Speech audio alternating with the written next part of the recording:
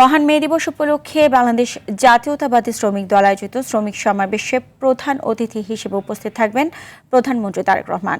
শ্রমিক সমাবেশে প্রথমবারের মতো বক্তব্য দেবেন সরকার প্রধান। এ বিষয়ে বিস্তারিত জানাতে নয়াপল্টন থেকে সরাসরি যুক্ত হচ্ছেন সহকর্মী রুদ্র রফিক। রফিক, আজকে সমাবেশ ঘিরে প্রস্তুতি কেমন দেখছেন, আমাদেরকে বিস্তারিত জানাবেন।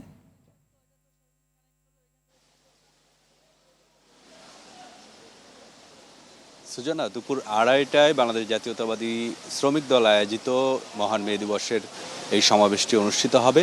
ইতোমধ্যেই সমাবেশের যাবতীয় প্রস্তুতি ইতোমধ্যে দলটির পক্ষ থেকে নেওয়া হয়েছে।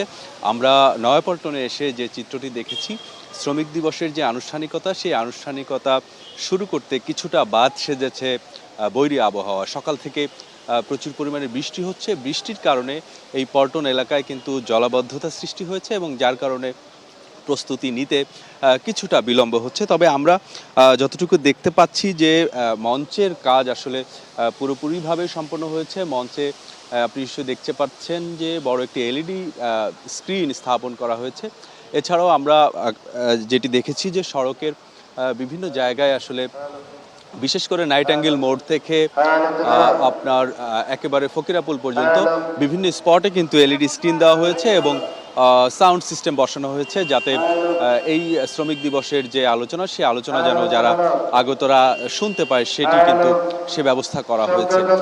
ইতিমধ্যেই কিন্তু বিএনপির পক্ষ থেকে জানানো হয়েছে যে স্মরণকালের সবচেয়ে বড় শ্রমিক জমায়েত ঘটানোর প্রস্তুতি আসলে তারা নিয়েছে এবং দলের পক্ষ থেকে কিন্তু জানানো হয়েছে কয়েক লাখ শ্রমিক আজকের এই শ্রমিক দিবসের অনুষ্ঠানে উপস্থিত থাকবেন। এবং আপনি নিশ্চয়ই জানেন যে প্রধানমন্ত্রী তারেক রহমান তিনি আজকের এই শ্রমিক দিবসের অনুষ্ঠানে প্রধান অতিথি হিসেবে বক্তব্য রাখবেন এবং যেটি কিন্তু বাংলাদেশের ইতিহাসে একটি বিরল ঘটনা। অর্থাৎ কোনো সরকার প্রধান সরাসরি রাজপথে শ্রমিকদের যে দাবি দেওয়া, সেই দাবি দেওয়ার জন্য যে অনুষ্ঠানটি করা হয়, সেই অনুষ্ঠানে এভাবে রাজপথে বক্তব্য দেওয়ার ঘটনা কিন্তু এর আগে আসলে বাংলাদেশে ঘটেনি।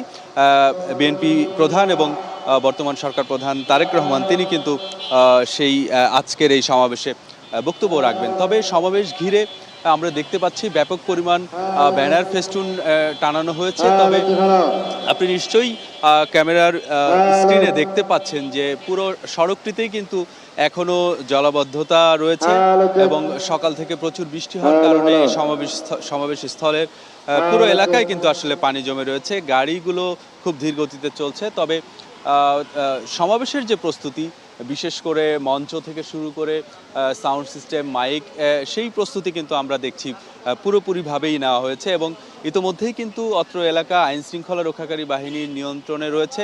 আপনারা নিশ্চয়ই দেখতে পাচ্ছেন পিজিআর সদস্যরা পোশাক পরিহিত অবস্থায় তারা কিন্তু দায়িত্ব পালন করছেন।